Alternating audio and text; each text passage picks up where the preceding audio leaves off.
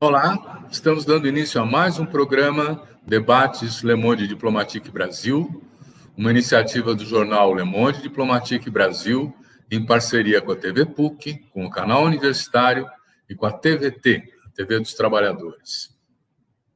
Hoje nós vamos tratar de uma das especiais formas de defesa dos direitos dos trabalhadores. Nós vamos tratar da questão sindical, dos sindicatos, né?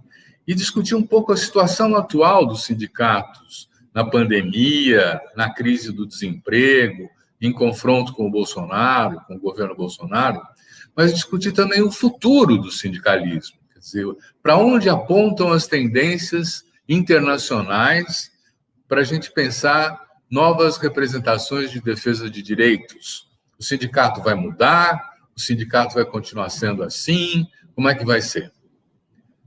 Para discutir essa questão, nós convidamos duas pessoas que estão militando há muito tempo nessa área, né? De uma maneira de contribuição técnica e também como sindicalista, como dirigente sindical. Eu quero apresentar para vocês, em primeiro lugar, a Juvândia Moreira Leite. A Juvândia é advogada, é sindicalista, é dirigente sindical, né? Ela se formou em Direito e fez pós-graduação em Política e Relações Internacionais. E no Sindicato dos Bancários, ela passou pela Secretaria de Assuntos Jurídicos e de Organização, foi secretária-geral e, em 2010, se tornou a primeira mulher presidenta do Sindicato dos Bancários, que hoje aproximadamente tem 142 mil bancários no âmbito de São Paulo, Osasco e região. Ela é presidenta hoje da Confederação Nacional dos Trabalhadores do Ramo Financeiro, a CONTRAF, da CUT, e é uma das coordenadoras do Comando Nacional dos Bancários. Muito obrigado, Juvândia, por poder estar aqui com a gente, participar desse papo. Quero apresentar para vocês também o Clemente Gans Lúcio. Ele é sociólogo, ele fez Ciências Sociais na Universidade Federal do Paraná, ele coordenou o Departamento Técnico, o Departamento Intersindical de Estatísticas e Estudos Socioeconômicos, o famoso DIESE, né, desde 2004 até 2020. 20 anos de militância no DIESE e esses aí como diretor técnico, conduzindo os trabalhos. Foi membro do Conselho de Desenvolvimento Econômico e Social da Presidência da República, membro do Conselho de Administração do Centro de Altos Estudos Brasil Século XXI, é professor da Escola DIESE de Ciências do Trabalho e consultor de sindicatos. Eu queria começar perguntando para a Juvândia. Juvândia, nós temos uma comparação, se a gente tiver, vamos dizer assim, uma volta, uma perspectiva histórica, uma volta para os anos 80, na luta pela redemocratização do país, né, os sindicatos combativos tiveram um papel fundamental em garantir que houvesse a Constituinte, que houvesse a redemocratização, e mobilizaram-se, foram capazes de agregar outras forças sociais a esse movimento sindical, fazendo um movimento irresistível de defesa da democracia, né? Eu queria que você comparasse esses anos 80 com a situação atual. Como é que estão os sindicatos hoje? O que está acontecendo com o mundo sindical? Bom, olá, Silvio, Clemente e a todos que nos assistem aqui, pessoal do Le Monde Diplomatique, TVT e todos os parceiros aí. Bom, nós estamos comparando momentos diferentes, né? De lá para cá, é bom lembrar que muita coisa aconteceu. Nós estamos com os avanços tecnológicos desse momento que a gente está vivendo, é uma coisa incomparável, né? A gente vive num mundo que você faz reunião, assiste aula, né? Assiste aula, né? Cada um num estado diferente, até em países diferentes. Você, enfim, está participando de uma conferência, de uma reunião aqui. Eu, por exemplo, participo às vezes, né, ano passado fiz muito isso, ainda faço bastante isso esse ano. Participo de uma conferência no Pará de manhã, depois à tarde estou lá em Minas Gerais, depois vou para o Paraná, volto para São Paulo, né? Então, olha que diferença, né? Então, o mundo mudou bastante, é bom localizar. Agora, a gente vive e é bom lembrar que nós estamos num momento de pandemia, e essa crise sanitária e econômica, né, gerada aí mundial, gerada pela pandemia e agravada ali pelo modelo econômico, digamos assim, ela deixa clara a fraqueza desse modelo, né? Acho que ela vem para mostrar que, né, a desigualdade é um grande problema, que nós precisamos pensar num novo modelo. Então, eu acho que a gente está numa fase de transição, eu diria que a gente está numa fase de transição não só para o movimento sindical, mas para a sociedade. A gente tem que pensar um novo modelo de sociedade, né? Não dá para viver nesse capitalismo financeiro, que você... A gente estava discutindo hoje, nós estamos hoje num Dia Nacional de Luta, do Brasil inteiro, né, Banco do Brasil, Petrobras, Petroleiro, SCUT, todas as categorias aí apoiando essas lutas, discutindo o preço justo da gasolina e o preço justo do gás, né, de cozinha. E por que está custando isso? Porque o Bolsonaro disse que é por conta de imposto, né? São os impostos, como se não tivesse imposto antes dele, né? Sempre teve imposto. A Dilma, a gasolina custou R$2,60, era R$2,90, R$3 ali na média, né? Enfim, e tinha imposto. É outro problema, é por conta de um modelo, né, de país que eles estão implementando, um modelo que pensa, né, pensa aí que é dominado também por vários interesses, e um dos interesses é do mercado financeiro, e o mercado financeiro quer ganhar. Então, eu acho que o papel do movimento sindical como um todo, né, lá atrás e agora, né, lá atrás foi foi o movimento pela redemocratização. Eu sou de um sindicato que lutou bastante, que teve gente presa, que teve a diretoria cassada. Nosso sindicato tem 95 anos de história, né, um pouco menos de 100 anos, vai completar em breve 100 anos de história, e foi cassada, a diretoria foi cassada 5 vezes nessa história de quase 100 anos. Então, porque lutava muito, porque tinha um protagonismo muito grande, e tem, né? A última vez foi em 83, e a gente continua em vários momentos sendo perseguidos, né? Nós tivemos em eleições, folha bancária sendo censurada, né, por candidatos. Quer dizer, a gente não pode se manifestar porque sabia da importância da manifestação de um sindicato como o nosso. Então, o sindicato tem um papel importante. O Clemente está aqui, que assessora as centrais sindicais, também o Fórum das Centrais, sabe que no auxílio emergencial foi super importante a articulação das centrais sindicais. Foram as centrais sindicais que foram lá conversar com todos os partidos, articular para aprovar, mostrar, né, a necessidade do auxílio emergencial para o Brasil. E a gente viu que no ano passado, tanto o auxílio emergencial como o crédito direcionado foram decisivos para a gente não ter um PIB com a queda maior do que a gente já teve, né? Para que as pessoas não passassem mais fome do que ela já tem, gente passando fome, gente vivendo nas ruas, é uma coisa absurda, aumentou demais. Então, o movimento sindical hoje tem um papel muito grande de lutar para mudar esse modelo. Eu diria que esse é um papel central aí dos sindicatos que têm né, tem esse comportamento de olhar para além das suas categorias, da mesa de negociação, de ser um sindicato cidadão. Então, a gente tem esse grande papel, porque nós estamos numa fase de transição, e temos que pensar também um modelo, digamos que um novo sindicalismo, né? Um novo modelo de organização sindical, um novo modelo de sociedade e um novo modelo de organização sindical. Eu acho que esse é um grande desafio nosso aqui, e comparando, mas relativizando, porque nós estamos vivendo um outro mundo, né? E a pandemia acelerou ainda mais esses avanços tecnológicos. Então, é claro que a gente vai ter, nós temos aí grandes desafios. Por exemplo, Silvio, nós bancários, né, que tem uma campanha nacional, né, tem um comando nacional que junta todas as centrais ali no comando, nós fizemos uma assembleia ano passado com 120 mil bancários votando, todo o Brasil. Foi uma coisa, e nós tivemos que inovar, buscar ferramentas que possibilitassem esses trabalhadores votarem, o sindicato enxergar quantas pessoas estão votando, o resultado, a gente enxergasse nacionalmente esse resultado. Então, a gente teve que inovar, buscar, e sindicatos que têm estrutura para isso, e sindicatos que não têm estrutura nenhuma, entendeu? Que tem, sei lá, poucos trabalhadores na base, e não tinha nem um site. Como é que você faz esses trabalhadores votarem? Então, a confederação cria um sistema possibilitando usa a tecnologia, né, mais uma vez, possibilitando organizar esses trabalhadores e fazer com que eles participem efetivamente, porque o processo democrático é fundamental, da defesa da democracia, enfim. Eu acho que é esse um pouco do papel e das diferenças ali, mas tem muita coisa aí para falar que não daria para... Não tem dúvida. Nós estamos começando a nossa conversa. Queria passar a bola para o Clemente.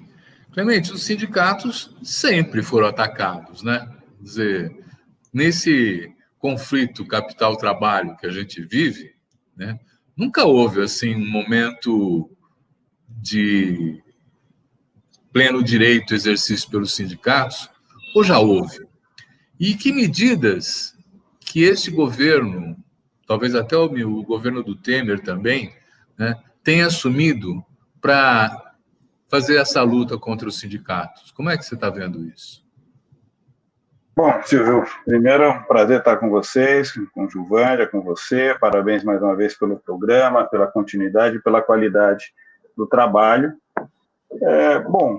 Silvio, o desafio do sindicalismo é justamente expressar o interesse, né, a agenda, as demandas que os trabalhadores colocam num contexto de relação entre os trabalhadores e os empregadores, grande parte das empresas, mas também muitas vezes o setor público como empregador, tanto colocando a agenda regulatória do ponto de vista das condições de trabalho, quanto a agenda relacionada aos salários, às condições da remuneração. A iniciativa do sindicato, como resultado econômico, reparte parte daquilo que foi fruto do trabalho coletivo entre salários e lucros, e outra parte é destinada como tributos ao financiamento dos estados. Esse grande processo de repartição na sociedade tem um papel do sindicato fundamental nas sociedades democráticas, especialmente no pós-guerra, especialmente na Europa, onde os sindicatos adquiriram uma centralidade do ponto de vista da disputa distributiva, procurando, portanto, melhores salários e disputando o resultado das empresas em termos salariais, e, ao mesmo tempo, a sociedade organizou um sistema tributário progressivo que arrecadava tributos de quem tinha mais renda e mais patrimônio e devolvia para a sociedade com políticas públicas universais. Portanto, nesse modelo do pós-guerra, o sindicato adquire um papel central do ponto de vista da regulação das condições de trabalho e da distribuição da renda e da riqueza.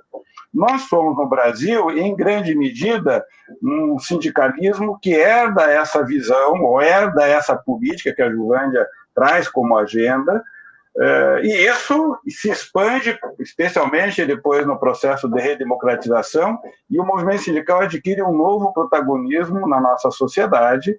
Chegamos a ter, oriundo do movimento sindical, um presidente eleito, ou seja, uma trajetória espetacular do ponto de vista da organização social, da mobilização e da incidência política. Mais recentemente, especialmente a partir de 2008, há uma mudança, uma guinada estrutural no mundo, estrutural porque esse acordo social feito na base da Europa, que o Brasil em alguma parte recebe isso como uma estratégia política internalizada no próprio movimento sindical, vem se rompendo de forma sistemática. De um lado, as empresas fazem profundas mudanças no mundo do trabalho, radicais mudanças, a Gilvânia citou algumas delas, essas mudanças alteram o posto de trabalho, a forma de empregar, as formas de contratação, as formas de jornada, mudanças radicais. E de 2008 para cá, 140 países já fizeram reformas trabalhistas, alterando jornada, forma de contratação, forma de remuneração e forma de produção do direito de proteção dos trabalhadores. E nessas reformas trabalhistas, no geral, há um processo de enfraquecimento do poder de representação coletiva dos sindicatos, retirada de poder de negociação em termos de conteúdo, e, portanto, de regulação, e, muitas vezes, medidas que inibem a própria atuação do sindicato. O Brasil fez, em 2017, uma reforma, você lembrou, no governo Temer. E nós fizemos uma reforma que pegou todas essas dimensões, portanto, hoje nós temos uma grande flexibilidade em termos de jornada, pela lei, formas de contratação extremamente precárias que estão legalizadas, retirou-se o poder do sindicato em uma agenda bastante ampla. Por exemplo, nesse exato momento, está no Supremo Tribunal Federal uma questão perguntando se as empresas têm direito a fazer uma demissão coletiva com ou sem assistência do sindicato. A lei que o Temer aprovou e o Congresso aprovou autoriza as empresas a demitirem coletivamente sem assistência do sindicato. Muito provavelmente a Ford aguarda essa resposta, porque ela poderá demitir todos os trabalhadores que a Ford agora encerra suas atividades sem assistência do sindicato. Ou seja, essas reformas, elas estão na linha de dar às empresas a maior flexibilidade possível para fazer os ajustes que ela quer nesse mundo que ela está concorrendo e competindo, ajustar a força de trabalho, reduzir o custo da força de trabalho, retirar o sindicato da jogada e retirar o poder de mediação que o Estado faz.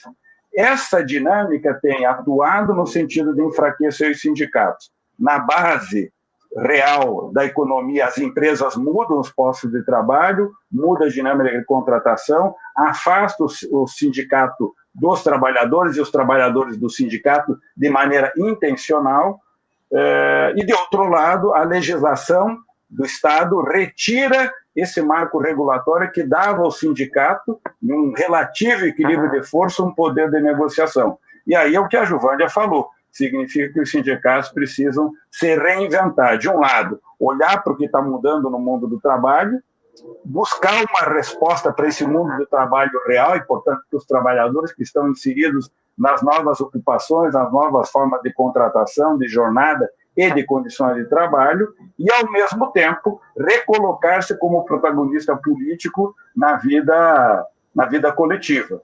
E a Juvândia lembrou, por exemplo, ano passado, as centrais sindicais tiveram uma ação vigorosa no Congresso Nacional, defendendo e propondo e defendendo o auxílio emergencial, negociações com os presidentes das casas, com os parlamentares, portanto, uma atuação institucional importante, justamente procurando esse protagonismo da proteção geral a esses milhões de trabalhadores que não têm proteção sindical, porque não são assalariados, e, ao mesmo tempo, buscar um protagonismo na relação direta com o tráfico, que a Juvândia preside, tem um processo talvez dos mais avançados e mais modernos no Brasil, de modelo de negociação, talvez um grande exemplo que o sindicalismo brasileiro deve mirar como modelo para a gente olhar o futuro. Eu queria aproveitar agora que parece que o Clemente deu uma saída, né? Quer dizer, congelado. Ele já ele volta, né? Uhum. Mas eu queria aproveitar e trabalhar essa questão. Quer dizer, de um lado, você tem mudanças tecnológicas que vão transformando muito o mundo do trabalho.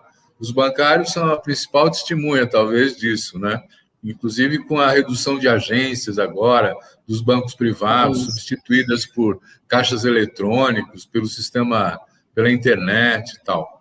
Mas, de outro lado, curiosamente, as centrais sindicais se uniram para defender uma agenda comum, né? Quer dizer, e isso é uma coisa meio nova, não é? Essa união das 7 principais centrais sindicais. Como que é isso? Exatamente, acho que é exatamente por conta dessa transição, né, que a gente precisa fazer. O Clemente listou bem os ataques que o movimento sindical sofreu, o momento que a gente vive no Brasil também, com um presidente antidemocrático, fascista, enfim, teria aí mais um monte de coisa a dizer dele, genocida, enfim. Então, a gente, nesse momento que a gente está vivendo, a nossa unidade, ela é fundamental, e eu acho que é a sabedoria das centrais de fazerem esse fórum das centrais, essa unidade, e buscar, né, trabalhar as pautas, pensar até na própria organização sindical, porque eu penso que o caminho também passa por aí, né, pela auto-organização, até para responder a todas essas mudanças e pensar esse novo modelo. Então, a auto-organização é um caminho central ali, né, a liberdade sindical, a auto-organização. E essa unidade das centrais vem no momento necessário, fundamental. Não só com as centrais, porque também nós temos o Fórum, a Frente Brasil Popular, a Frente Povo Sem Medo, que ambas foram articuladas também com a participação da CUT, por exemplo, na Frente Povo Sem Medo, a CUT está em ambas as frentes. E as centrais estão lá, né, os movimentos sociais estão nessas frentes. elas também foram importantes desde o golpe ali da retirada da presidenta Dilma, que essas frentes têm atuado, né, em vários sentidos, né, e então essa unidade das centrais, essa unidade, um campo ainda maior com os movimentos sociais, é um caminho, eu diria que é um caminho sem volta, é um caminho necessário, né, para dar conta desses ataques todos que todos sofremos, né, todos sofremos esses ataques. Sofre o movimento sindical, você viu, ano passado teve uma série de medidas provisórias do governo Bolsonaro, excluindo os sindicatos das negociações, permitindo as negociações individuais de suspensão de salário, de suspensão de salário, né, às vezes parcial, às vezes redução e suspensão. Então, ele tentou fazer isso sem a presença dos sindicatos, entendeu? Liberar para o empresariado fazer o que quisesse, né? E aí é prejuízo. A gente vê que sempre, né, se não tem o movimento sindical, se o movimento sindical não acompanhou, não está acompanhando, não pode acompanhar, é um problema, é redução. Clemente, tem uma ambiguidade aí, porque se a agenda é tão geral para poder pegar, inclusive, o setor informal da economia, os ambulantes, os motoboys, o pessoal do Uber, né? Quer dizer, como é que ficam as demandas específicas de cada sindicato? Elas desaparecem para ter uma agenda geral ou não? Acho que não, Silvio. A complexidade está em justamente combinar uma proteção sindical que consiga simultaneamente, a partir das organizações que já estão estabelecidas e que têm uma cultura de relação e de negociação, recolocar o poder de representatividade e de representação dos sindicatos nessas relações laborais e, portanto, no sistema de relações de trabalho, no qual o sindicato tem um papel regulatório por meio da convenção coletiva e dos acordos coletivos fundamental. Creio que uma das nossas diretrizes do ponto de vista sindical deveria ser caminhar para constituirmos capacidade de negociação nacional e por grandes ramos de atividade, portanto, temos marcos regulatórios mais gerais e capacidade, simultaneamente, de complementar esse marco mais geral de regulação por meio de uma convenção nacional com acordos locais, caracterizando, portanto, a performance de cada empresa e na relação laboral em cada contexto. Isso é um lado. De outro lado, é claro que os sindicatos têm que ter uma estratégia de macro-regulação por meio do Estado e por meio de políticas públicas, seja no município, do Estado, seja na União, capazes de darem proteção a essa força de trabalho que não está inserida no mundo do trabalho pelaquela relação assalariada clássica. São formas híbridas de relações, muitas vezes de um assalariamento escondido, oculto, muitas vezes um contratante, um empregador, uma empresa oculta. Os aplicativos, na verdade, ocultam empregadores muitas vezes, e as justiças dos países muitas vezes estão reconhecendo a inexistência de um empregador por trás daquele aplicativo, que é um absurdo, mas estamos nesse estágio de luta, e o movimento sindical tem a tarefa de produzir uma forma de organização e uma forma de pressão social capaz de gerar uma proteção ampla por meio de marcos regulatórios mais gerais. Então, nesse caso, por exemplo, quando as centrais vão lá em fevereiro do ano passado e apresentam para o Rodrigo Maia, na época, e para o presidente do Senado, uma proposta de auxílio, que nós chamamos na época de abono emergencial, se transformou em auxílio emergencial. O Rodrigo Maia disse, olha, não dá esse recurso, não dá, nós levamos, mas fizemos um debate pesado, disse, então me apresente uma proposta, nós apresentamos, e ele, numa reunião formal, disse, não, eu acho que vai dar para a gente bancar alguma coisa próximo do que vocês estão propondo, e fomos para uma negociação pesada com os líderes. Quando nós fizemos isso, as centrais fazem isso, elas tomam protagonismo que gera a proteção a 67 milhões de brasileiros e brasileiras que não tinham proteção sindical, que a Juvândia negociou lá com os bancos, protegendo o pessoal de não ter demissão, regular o home office e tal. Portanto, são duas proteções fundamentais. E o sindicato é justamente esse sujeito coletivo capaz de gerar um movimento político de pressão junto aos empregadores, aos empresários, junto ao Congresso, junto ao poder público, junto aos governadores, para criar um ambiente regulatório de proteção com naturezas diferentes, mas todos eles buscando a proteção social. Muito bom. Juvândia, hoje estamos em discussão de novo com o auxílio à emergência, né? As centrais sindicais estão juntas fazendo pressão de novo no Congresso? Como é que é? Com certeza. Todo o movimento sindical, né, as centrais puxam o debate, mas os sindicatos dão suporte, fazem o debate com a população, com os trabalhadores, né, a importância de apoiar, de dialogar com os parlamentares, de fazer a cobrança. Então, assim, inclusive com atos, né, com carro de som nas ruas, falando com as pessoas, para não estar aglomerando, mas não deixando de conversar com a população também, né, não deixando de conversar com a população também. Então, a gente está cobrando essa renovação do auxílio emergencial, que é necessário, é fundamental, gente. Nós estamos nos momentos de desemprego altíssimo. A Contraf fica aqui no centro de São Paulo. Aqui, se você vê a quantidade de pessoas que estão vivendo nas ruas, ficaram desempregadas, perderam a casa, enfim, não tinha mais como pagar aluguel, está vivendo nas ruas, é uma coisa absurda. Isso é a realidade em todas as capitais, em um monte de cidades, Brasil afora. E, portanto, o auxílio emergencial é extremamente necessário, mas ele também é necessário para a economia, né, para o país.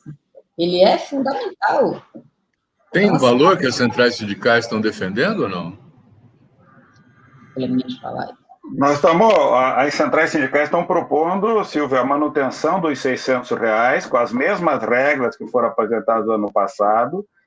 Portanto, a todos aqueles que não têm uma inserção laboral, manter os R$600, R$1.200 para chefe de família, no caso mulher, quando sozinha no cuidado da família, e, portanto, uma renda que, a princípio, ficasse em vigor até o final do ano, até enquanto a pandemia perdura, e que fosse sendo renovado para aqueles que não conseguem uma inserção no mercado de trabalho diante do lockdown. Isso é uma parte.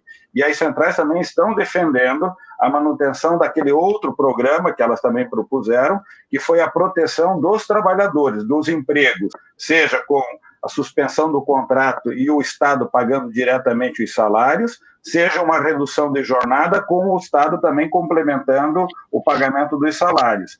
No caso do abono emergencial, o ano passado foram 67 milhões de pessoas protegidas. No caso dos empregos, foram 11 milhões de trabalhadores protegidos por essa medida. Então, nós estamos falando de uma proteção de 78 milhões de trabalhadoras e trabalhadores que foram protegidos no ano passado, que nós estamos propondo que continue, porque todos estamos acompanhando. A crise sanitária, infelizmente, vai para o caminho que a gente indicava, que é da descoordenação, gerar um agravamento da crise sem precedentes. O país hoje, o Brasil é o pior caso no mundo do ponto de vista da propagação da crise sanitária. As consequências econômicas serão gravíssimas.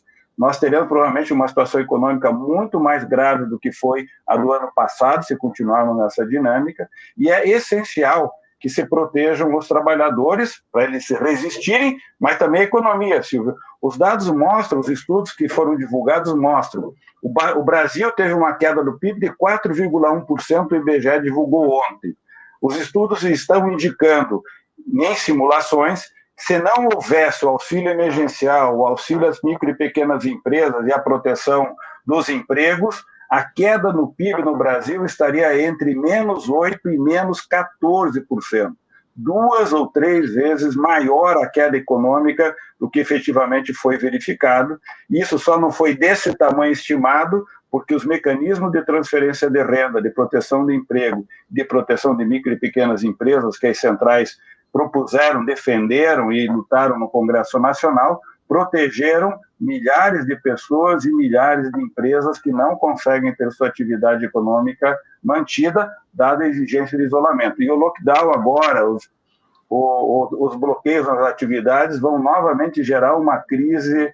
Eu não consigo imaginar como que as empresas vão resistir à nova paralisação, muitas delas já com extrema dificuldade, e nós sabemos que essas empresas, nessa dificuldade, o que fazem admitir os trabalhadores. Então, o problema é muito grave, por isso é urgente que nós tomássemos essa decisão, essa medida. O Congresso não tende a aprovar aquilo que nós estamos propondo, portanto, provavelmente aprovará, segundo está se votando agora no Senado Federal, medidas que vão restringir o valor a menos da metade e talvez período de 4 meses para mais ou menos mesmo a metade da população que recebeu esse auxílio ano passado.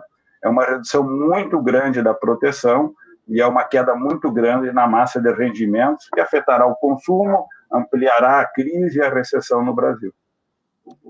É. E é uma questão de força, né? De correlação de forças. É uma questão de que se as centrais sindicais juntas tivessem um poder maior, elas podiam pressionar o Congresso para resultados melhores nessa resolução de agora, né?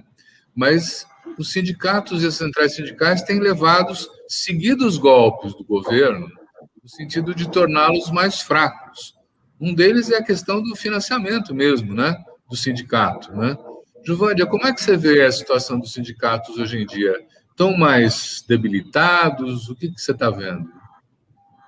Bom, por uma série de fatores, o Clemente, inclusive, já citou alguns deles, os sindicatos vão se enfraquecendo, com certeza, porque aí você vê desde o financiamento até essas novas, a terceirização liberada, né, na reforma trabalhista de forma indiscriminada, então a precarização liberada de forma indiscriminada, porque isso né, liberar a terceirização da forma que foi liberada, liberar a precarização, né? Enfim, você pode... E ele vem aprimorando aquela reforma, no ponto de vista deles, né, da precarização, né, inibindo os mecanismos de fiscalização, dificultando. Então, isso tudo vai enfraquecendo as relações de trabalho, vai enfraquecendo os sindicatos, né, que hoje tem um modelo que representa aquelas categorias organizadas que têm carteira de trabalho assinada. Aí entra todo um leque de categoria de trabalhadores que são autônomos, né? E a reforma trabalhista também corroborou para isso, né? Ajudou a ter mais trabalhadores fora da relação, né, do guarda-chuva dos sindicatos, digamos assim, né, do ponto de vista da lei.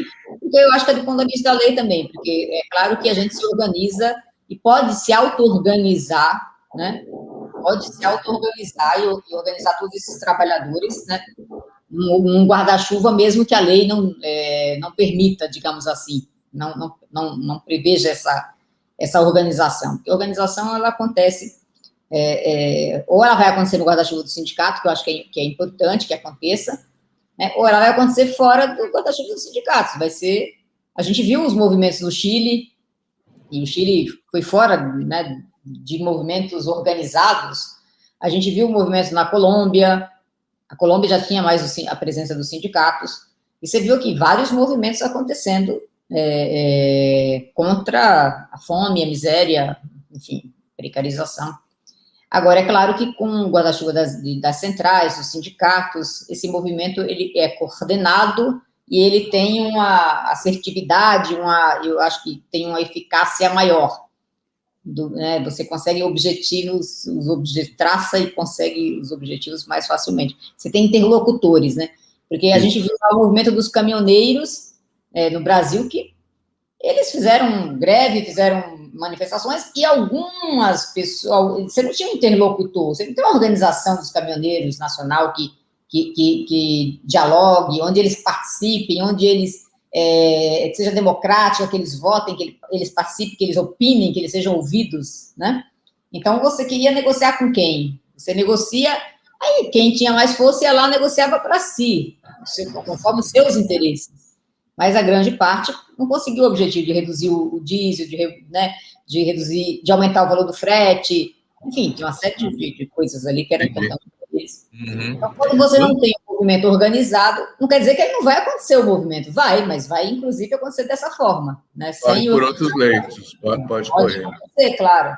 A exclusão vai levar, se você deixar as coisas, né, sem regulação, exclui os sindicatos, né, precariza, aumenta a miséria, chega uma hora que vai ser um caos. Sem os sindicatos, eu diria que sem uma organização forte, sem interlocutores, né, sem a democracia, essas instituições democráticas, né, é um caos. Vai ter rebeliões. Vamos olhar para o futuro, né? Eu entendo que hoje, por exemplo, no mundo do trabalho no Brasil, já passou da metade aqueles que não têm essa carteira de trabalho assinada, né? Que são os chamados informais, né? E os sindicatos estão atacados de diversas maneiras. Como é que no mundo, porque esse fenômeno não é só do Brasil, é mundial, né? Quer dizer, como é que no mundo os trabalhadores estão passando a se defender nessas novas condições? Você tem alguma dica para a gente? Bom, Silvio, primeiro é importante compreender que nesse contexto que a gente está vivendo nesse momento, as dificuldades, além daquelas que nós já tratamos, que a Giovânia destacou, tem o contexto da pandemia que impede as pessoas de irem para a rua e os trabalhadores têm expressão política do ponto de vista da sua força na medida em que eles conseguem ou paralisar o trabalho ou fazerem atos, protestos, caminhadas, passeatas, né? Bom, nada disso é possível fazer. Por um lado. De outro, o desemprego, a informalidade, o desemprego, a inatividade e a crise econômica sobre as empresas, o evidente, revela para os trabalhadores a dramaticidade. Não adianta fazer greve quando as empresas estão fechando, porque elas não conseguem funcionar. Então, a dificuldade de fazer essa expressão política, do ponto de vista de força social, não é simples de ser feito nesse contexto de crise. Agora, quando a gente olha para frente, Silvio, e olha, João, superando a crise sanitária, você tem uma crise econômica e tem uma mudança no mundo do trabalho. O Brasil vive as três crises, vive uma mudança no mundo do trabalho, uma brutal crise econômica e uma brutal crise sanitária. Se a gente superar a crise sanitária, a crise econômica continua, porque essa crise econômica está associada a uma dinâmica totalmente equivocada do ponto de vista da coordenação e do projeto de desenvolvimento, e as mudanças do mundo do trabalho também continuam. Sobre essas dinâmicas, o que a experiência internacional está indicando, o sindicalismo está fazendo de um lado, buscar melhorar e ampliar a representação e a representatividade, e de outro lado, procurar uma representação do conjunto dos trabalhadores. Na Europa, por exemplo, para voltar ao exemplo, lá você não tem a informalidade que nós temos aqui pela miséria dos trabalhadores brasileiros, mas você tem a informalidade e a miséria dos trabalhadores migrantes. É o polonês que vai trabalhar na Inglaterra e ele é o excluído. Bom, o movimento sindical lá diz que nós temos que representar todos que estão aqui na Inglaterra, ingleses ou não. No Brasil, o que as centrais e o movimento sindical estão dizendo, nós temos que representar a todos. E essa representação significa, portanto, alargar a capacidade de organização e, portanto, pensar projetos organizativos desse conjunto de trabalhadores. Isso significa tanto olhar para o local de trabalho, mas também olhar para o local de moradia, ou seja, boa parte desses trabalhadores não serão encontrados em um local de trabalho, até porque milhões deles não têm mais um local fixo de trabalho e outros milhões já estão trabalhando em home office. Portanto, olhar para o local de moradia como base de organização sindical tem sido um dos movimentos. Outro movimento importante do sindicalismo tem sido um esforço de uma renovação, portanto, de trazer a juventude para a base sindical por dois motivos. Primeiro, porque essa juventude, aqueles com menos de 30 anos que estão no mundo do trabalho, são aqueles que estão produzindo esse novo mundo do trabalho, são eles que estão ocupando esses novos postos de trabalho, e essa agenda desse mundo do trabalho precisa vir para o sindicato. E são esses trabalhadores que têm que trazer essa agenda, porque muitos dirigentes já não estão mais no local de trabalho e não conhecem esse mundo. E, outro lado, esses jovens serão formados em 5, 10 anos para serem os quadros que irão dirigir o movimento sindical daqui a 10, 15 anos. Portanto, a formação é uma formação de longo prazo. Outra diretriz importante é no sentido de que essa organização sindical caminhe para um esforço político de agregação, ou seja, os trabalhadores estão reestruturando sua estrutura sindical no sentido de agregar força, de agregar organização, de agregar as suas estruturas. Por exemplo, os alemães criaram o Sindicato dos Trabalhadores na Indústria. O que é o Sindicato dos Trabalhadores na Indústria? É o sindicato que reúne todos os trabalhadores na indústria. Aqui no Brasil, reuniria o Sindicato dos Trabalhadores na Indústria da Alimentação, do vestuário, do petróleo, do gás, da extrativa, do setor do automóvel, metalúrgico. Bom, reúne todos os trabalhadores da indústria em um único sindicato, o que é uma mudança radical na estrutura. Mas, para além disso, são todos os trabalhadores na indústria, assalariados ou não assalariados. Todos os trabalhadores que estão na indústria, sejam eles autônomos, conta própria, terceirizado, não terceirizado, autônomo, intermitente, assalariado clássico, todos representados no mesmo sindicato. É uma mudança do ponto de vista da organização sindical radical, no sentido de buscar um tipo de organização que seja uma resposta a esse novo campo organizativo da produção que o capital reestrutura, ou seja, é necessário uma resposta organizativa dos trabalhadores para fazer frente à organização do capital e à organização do sistema de regulação das relações de trabalho. Essas mudanças estão acontecendo lentamente, há muito esforço nessa perspectiva e muitas dificuldades também, porque as instituições muitas vezes se distanciam desse tipo de leitura da realidade, um certo envelhecimento na estrutura sindical muitas vezes impede de acompanhar essa mudança que está acontecendo no cotidiano, o ataque que o sindicalismo recebe de forma contínua, coloca na defensiva, muitas vezes não tem tempo de olhar para o que está acontecendo no mundo do trabalho. Então, são muitos os desafios, mas as tendências, eu diria, caminham nesse sentido. E só para terminar, do outro lado, Silvia, é muito importante a gente compreender o seguinte: as empresas fazem essa pressão toda e caminham mundo afora tentando, de um lado, restringir a negociação por empresa. Então, em vez da Juvândia negociar a convenção coletiva dos bancários, ela vai ter que negociar o acordo do Itaú, o acordo do Bradesco, 1 a 1, e a convenção coletiva desaparece. Essa é a visão das empresas. E, se possível, nem isso tem. A empresa negocia direto com o trabalhador, não tem nem acordo. É nesse caminho que eles tentam implementar uma mudança radical no sistema de relações de trabalho. Fizeram um monte de meleca mundo afora. Tem experiências traumáticas e trágicas no mundo, mostrando aonde que essa coisa pode parar. O exemplo mexicano talvez seja um dos mais assustadores.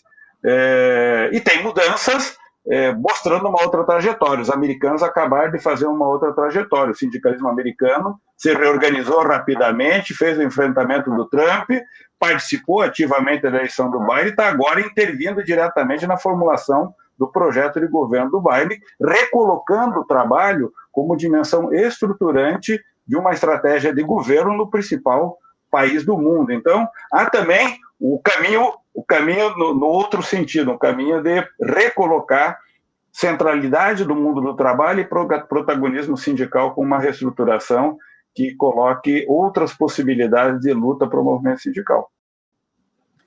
Olha, nós estamos chegando quase ao fim do nosso programa, isso passa rápido, o papo vai se animando. Eu acho que temos aí 2 minutos para cada um, né? E eu queria já colocar, antes de passar para a Juvândia, Clemente, a questão da diferença entre as pequenas e médias empresas e as grandes empresas, né? Quer dizer, nós temos no Brasil, né, vamos dizer assim, 200 grandes empresas, quer dizer, tem uma participação muito significativa na produção e tal. Nós temos centenas de milhares de pequenas e médias empresas que devem ter uma relação diferente com o seu trabalhador. Então, eu queria que você pensasse um pouco essa questão para nos dar um retorno, né? E queria pedir a Juvândia que nessa sua fala final, Juvândia, você também nos conte, quer dizer, se essas frentes, a Frente Povo Sem Medo, a Frente Brasil Popular, elas são uma novidade, uma evolução do trabalho sindical, ou não é isso? Eu diria que é uma novidade, mais ou menos, né? É uma é uma novidade no sentido de que, para esse momento que a gente está vivendo, a gente precisa de articulações muito maiores. Agora, isso vai se transformar no trabalho, no modelo sindical? Aí eu diria que é diferente. Assim, uma coisa, você tem lutas que você precisa fazer no campo sindical, da organização, e precisam ter essas frentes para você ter lutas mais amplas, né? Isso é fundamental. E até, metendo o bedelho ali um pouquinho da história do modelo, assim, na CUT nós aprovamos os macrosetores, né? E como o Clemente disse, não é algo tão fácil, porque você aprova uma ideia para ser construída. Você tem quase, sei lá, mais de 12 mil sindicatos no Brasil, para você pegar os cutistas, por exemplo, transformar isso em 4 grandes setores, que é indústria, comércio, rurais, serviço, setor público. Não é fácil, tem muitas dificuldades ali para juntar, né? E isso não impede as lutas locais, não impede você fazer acordos diferenciados. Você falou aí das pequenas empresas, tá?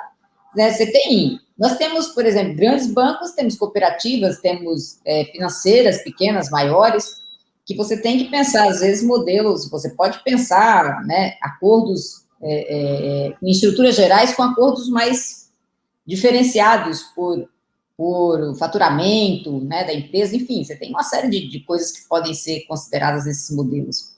Então, para a gente sair de 12 mil sindicatos para chegar em 4 grandes setores de atuação, unificados, independentes, né, enfim, é um caminho longo, mas é um caminho que tem que ser construído. Você pode sair de 12 mil para 18 grandes, hoje você tem ramos, né, que também é uma transição que pode ser uma transição para os grandes macrosetores. Você tem ramos de atuação, que hoje na CUT nós temos, por exemplo, eu acho que uns 18 ramos. Então, já seria uma redução, já seria um avanço grande, né? Porque não é redução, isso é força, né? É se sair de um sindicato que representa 500 trabalhadores para um que representa, né, 2 milhões, enfim, aí varia de acordo com o setor. Então, é um avanço, já seria um avanço, e eu penso que o caminho é esse, para enfrentar, inclusive, os ataques que a gente vem sofrendo de vários lados, porque se você está sozinho, isolado, você não consegue combater esses ataques todos. Não é ataque, inclusive, só aquilo, né, nacionalmente, são ataques articulados, né, por esses grandes setores, grandes interesses, mundialmente, né, essa reforma trabalhista aconteceu em vários países do mundo. Então, e, ao mesmo tempo, a gente tem que ter essas articulações maiores, né? Articulações são fundamentais para o movimento social, né, necessariamente, para pensar políticas públicas, para pensar as mudanças que o país precisa e até que o mundo precisa. Você tem que ter articulações sempre maiores. Eu diria que essas articulações maiores, elas são fundamentais. E não impede que no seu funcionamento, ela vá chegando até o específico. Por exemplo, nós temos um acordo nacional, mas temos negociações locais também, quando uma agência está com problema, vai lá o sindicato negocia localmente. Então, isso tem que ser, um modelo complexo, porque é complexo. Né? Muito obrigado. E isso é um grande desafio, mas eu acho que a gente vai chegar lá. Tenho dúvida que é um enorme desafio, né? Clemente, a gente está está sendo forçado a olhar para o território, a olhar para as particularidades, a olhar para as dinâmicas locais, né? E isso porque o cenário nacional está muito conturbado, muito de difícil compreensão e o espaço político está fechado, né? Então, eu queria que você nos falasse um pouco se os sindicatos estão tratando de maneira diferenciada o pequeno e médio empresário e o grande empresário, né? Ou se é tudo tratado como se fosse a mesma coisa.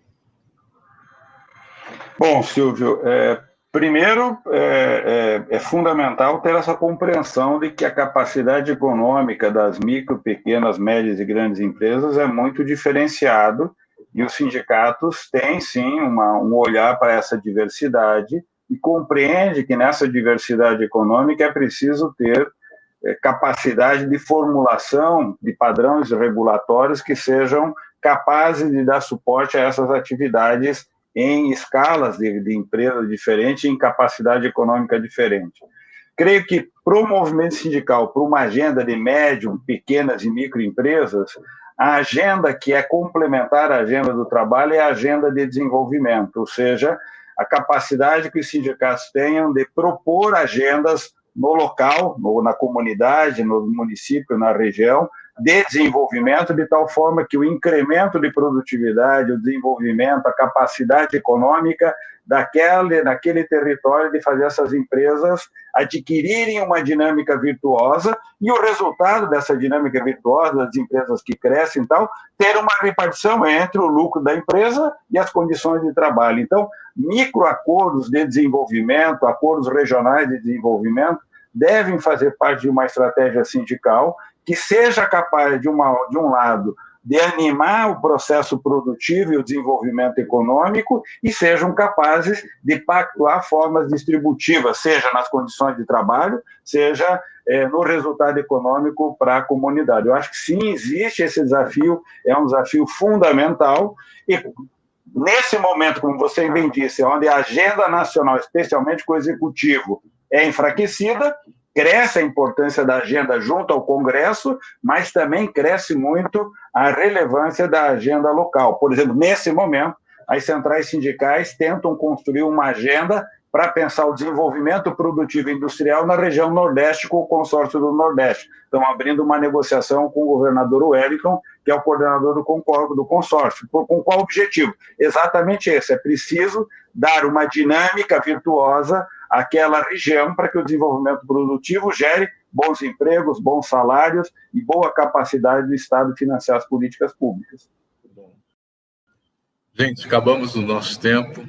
Eu quero agradecer demais a Joslândia Moreira Leite e ao Clemente Gans Lúcio por estarem aqui com a gente. Foi ótimo, eu acho que nós demos um passo na compreensão desse momento da vida brasileira e do papel dos sindicatos. Quero agradecer também a você que nos assiste e dizer que semana que vem tem mais. Obrigado.